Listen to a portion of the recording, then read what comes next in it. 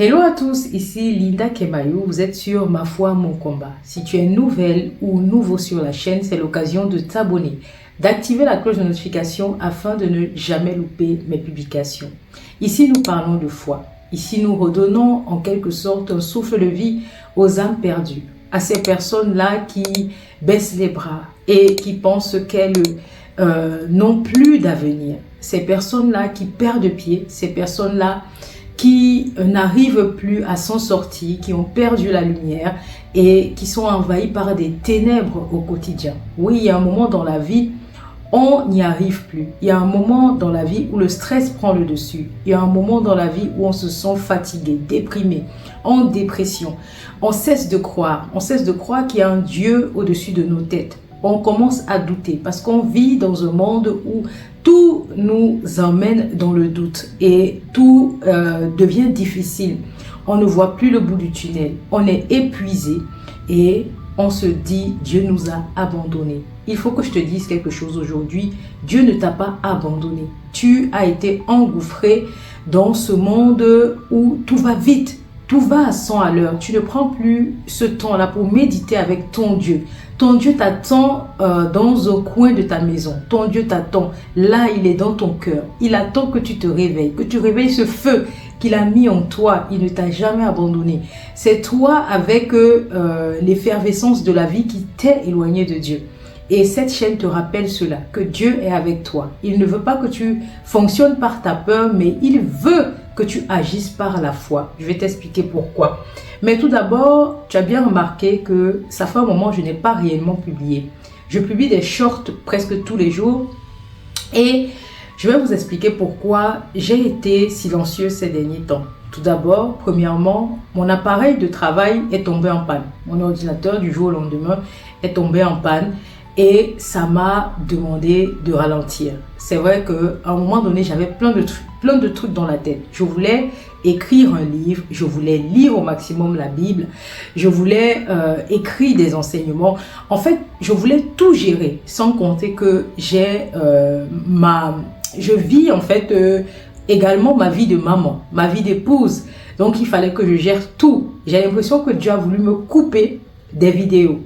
Parce que ça prenait vraiment le dessus sur mes challenges. Le réel challenge que j'avais en 2025, c'était écrire un livre. Et ça fait un bon moment que je prie pour ça. Ça fait un bon moment que je voulais commencer ce challenge-là. Mais je n'avais pas le temps. J'ai l'impression que Dieu a fait en sorte que mon appareil, mon ordinateur tombe en panne pour que je réalise qu'il fallait que je lève le pied. Et il a fallu donc que je lève le pied pour écrire ce livre. Oui, j'ai pris le temps pour moi. J'ai pris le temps d'écrire tout ce qui me venait du fond de mon âme. Et non seulement j'ai ressenti une profonde guérison de mon âme et je suis persuadée qu'à travers ce livre-là, vous aurez aussi un plus. Je suis persuadée que j'ai été animée par l'Esprit Saint qui voulait que je touche un bon nombre de personnes. Je suis persuadée que ce livre sera une base solide pour le rehaussement, le relèvement de beaucoup de personnes et ça va être un feu ardent pour cette chaîne. J'en suis persuadée. Donc, j'ai terminé ce projet. Et lorsque j'ai terminé ce projet, je vous avoue, j'étais en surménage. J'étais fatiguée parce que mon esprit tournait à 100 à l'heure tous les jours. J'avais l'impression que si je ne terminais pas ce livre, je n'étais pas en repos. Je réfléchissais tout le temps et lorsque j'ai mis le point final, j'ai tellement été soulagée que j'ai ressenti une fatigue. Mais une fatigue, j'ai dû donc prendre du temps pour moi, prendre du temps de me relaxer, revoir comment je devais revenir sur la chaîne, comment rendre les vidéos plus attractives, comment vous apporter le plus d'enseignements possible.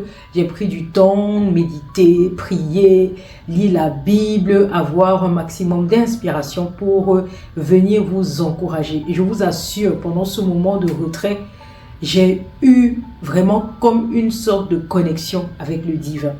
Il m'a révélé des choses, il m'a appris plein de choses sur mon identité et je suis persuadée qu'il veut qu'à travers ce que j'ai gagné pendant ce moment, que je vous enseigne cela, que je vous transfère cette lumière. J'en suis persuadée. C'est pour cela que je reviens booster. Je reviens booster et je pense que je changerai les jours de publication.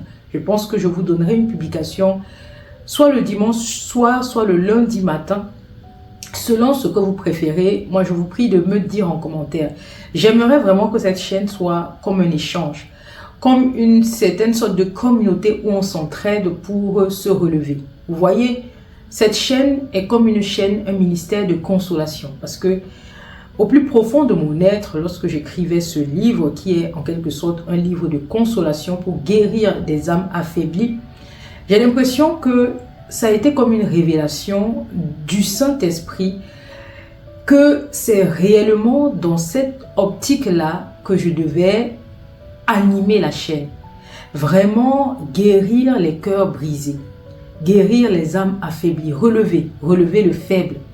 Parce que comme Dieu me console, c'est de cette manière qu'à travers moi, il veut consoler. C'est ce que j'ai compris. Et cette chaîne m'amène donc dans un ministère de consolation. Donc relever les âmes affaiblies et donner un peu de lumière à ceux-là qui en manquent. Et j'aimerais que ce soit un partage. Je suis persuadée que bon nombre d'entre vous ont vécu des moments difficiles. Bon nombre d'entre vous, par la foi, ont pu s'en sortir. Et je suis persuadée qu'il est essentiel que nous partagions cela ensemble. C'est comme ça que le Seigneur veut que nous agissions. Il dit que lorsque plusieurs personnes se réunissent à un endroit, il est présent. Et je suis persuadée qu'il veut qu'on soit une communauté qui ravive la foi, une communauté qui donne envie de marcher par la foi et non par la peur. Donc si ça te parle, je te prie de t'abonner et de m'excuser si tu me suivais et que tu as vu que je ne publiais pas, tu t'es découragé. Je voyais tout le temps, je voyais des personnes qui se désabonnaient. Je suis persuadée, comme nous sommes dans un monde où les gens manquent de patience, il y a des personnes qui m'en voulaient parce que j'ai disparu sans pour autant se poser la question pourquoi elle a disparu. Sachez que le Seigneur a une saison pour tout. Lorsqu'il veut que tu réalises quelque chose, lorsqu'il met dans ton cœur quelque chose de concret, si tu as de la flemme, il va t'obliger à abandonner quelque chose pour terminer ce qui est prioritaire. Et j'ai ressenti ça vraiment dans mon âme qu'il voulait que j'abandonne d'abord les vidéos et que je me concentre sur ce livre. Ça fait 5 ans plus de 5 ans même, que j'ai à cœur d'écrire un livre. Je vous assure, j'ai fait des ébauches de plusieurs livres. L'année dernière, j'ai commencé un livre et je l'ai écrit à moitié et j'ai senti qu'il n'y avait pas la flamme. J'ai arrêté. Et le déclic m'est venu il y a quelques mois. Lorsque je faisais des publications sur la chaîne, j'ai eu ce déclic-là. Et c'était le moment.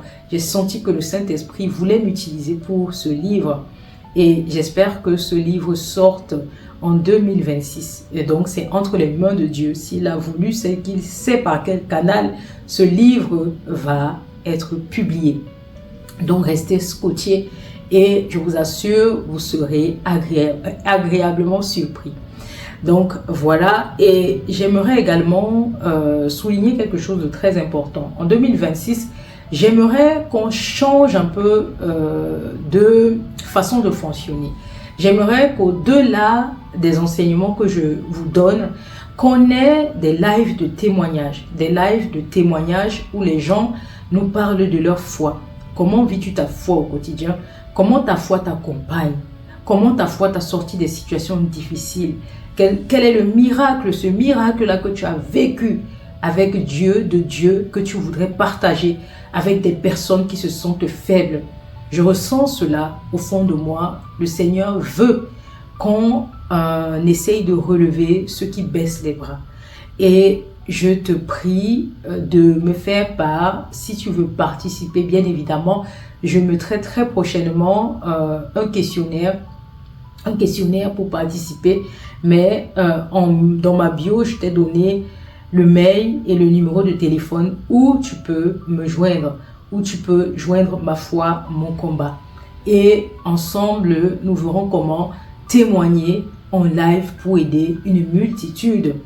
Donc ça, c'est le projet de 2026. Donc maintenant, on va parler de la foi.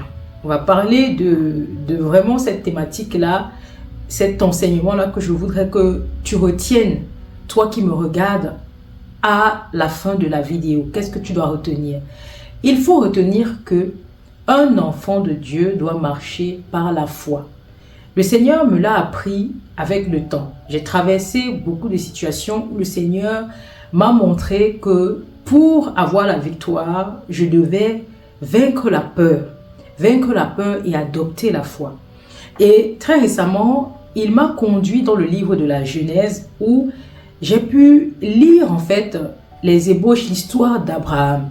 Pourquoi Abraham a été appelé le père de la foi? Le Seigneur a aimé Abraham. Vraiment, il a aimé Abraham et il l'a béni. Il a béni et il a promis à Abraham de bénir sa descendance. Parce que Abraham a cru. Abraham a cru malgré son vieil âge. On disait que Abraham était tellement vieux qu'il ne pouvait plus avoir d'enfants. Mais le Seigneur lui a dit de croire et qu'il aurait une descendance qu'on ne pourrait même pas compter, comme les étoiles dans le ciel. Et Abraham a cru. Il ne s'est pas arrêté au temps. Parce que pour Dieu, il n'y a pas un temps. Dieu n'est pas limité dans le temps. En fait, c'est dans ce monde qu'on nous apprend à vivre avec les semaines, les mois, les heures, les jours. C'est pour cela que lorsque Dieu te donne une promesse, ne regarde pas avec le temps qui court dans ce monde, parce que Dieu ne regarde pas comme ça. Lui, c'est l'infini et il bénit en son temps. C'est pour cela que le Seigneur, on dit que le Seigneur bénit en sa saison. Donc tu auras beau prier, si ce n'est pas le temps, si il voit que ce n'est pas le temps de t'apporter cette bénédiction, tu ne verras pas cette bénédiction. Et si tu regardes avec le temps qui passe, avec ton âge qui passe, tu vas te décourager. Et c'est ça que le malin veut, que tu te décourages. Et le malin t'a mis donc une limitation. Le temps que nous vivons sur terre n'est pas le temps de Dieu. Un an pour Dieu peut être un jour. Il n'est pas limité dans le temps. C'est pour cela qu'il bénit ses enfants, peu importe l'âge. Il te demande juste d'espérer. C'est ça la foi. La foi te demande de ne pas regarder ton âge. Comme Abraham. Abraham a cru. Tout ce qu'il te demande, c'est de croire. De croire qu'il est un Dieu de miracles. De croire qu'il va t'apporter quelque chose de précieux. Il ne veut pas que tu oublies cette chose. Il t'a promis une vie de grâce. Il a envoyé son Fils unique sur la terre. La lumière qui est venue éclairer nos ténèbres, c'était Jésus-Christ. Et il nous a dit que Jésus-Christ venait avec la grâce et la vérité. Pour te donner ces grâces, il faut qu'il déconstruise le mensonge que le monde t'a mis dans ton ADN, ton cerveau. En fait, tes croyances limitantes, il va déconstruire cela avant de te donner ses grâces. Donc, il va te mettre dans sa vérité à lui. Il va te polir à travers le Saint-Esprit qu'il mettra en toi.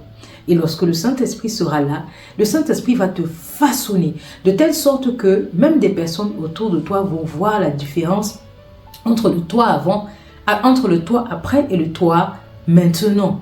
Tu vas devenir un porteur de fruits, de bons fruits, parce qu'il y a de mauvais fruits. Dieu va te polir de telle sorte que lorsque ta saison arrivera, on verra ces bons fruits-là. Parce qu'il te polit dans l'ombre, il te polit et en sa saison, il t'élève. Il ne veut pas que tu te focalises donc sur le temps, mais sur la promesse comme Abraham. Abraham a cru malgré son vieil âge. Et avec sa foi, il a dit, je vais te bénir et je maudirai ceux qui te maudissent. Dieu est tellement ému lorsqu'il voit en nous la foi. Lorsqu'il voit qu'on n'a pas de crainte et qu'on espère en lui. Lorsqu'il voit qu'on se dit que rien ne nous arrivera parce que on a le Tout-Puissant dans notre vie. Le Très-Haut, l'Éternel, il dit qu'il s'appelle Je suis. Il est présent. Il n'est pas passé, il n'est pas futur, il est présent. Il s'appelle Je suis. Et Je suis est en toi. Il veut que tu retiennes cela. Que tu ne vives plus par les limitations du monde. Il va te débarrasser de tes peurs. Et c'est par ça que je suis passée. Au fur et à mesure que je demandais au Saint-Esprit de me montrer ce qui n'était pas agréable aux yeux de Dieu en moi, il me montrait tout le temps toutes les peurs qui m'engloutissaient et qui m'empêchaient d'éclore. Il m'a listé toutes mes peurs autant pour moi. Et ce sont ces peurs-là qui vous empêchent d'épouser votre plein potentiel, de vivre selon ce que Dieu a prévu pour vous. Et il va le faire. Et lorsqu'il sentira que les peurs se sont évanouies, il vous remplira donc de sa grâce. Et il manifestera sa gloire dans votre vie.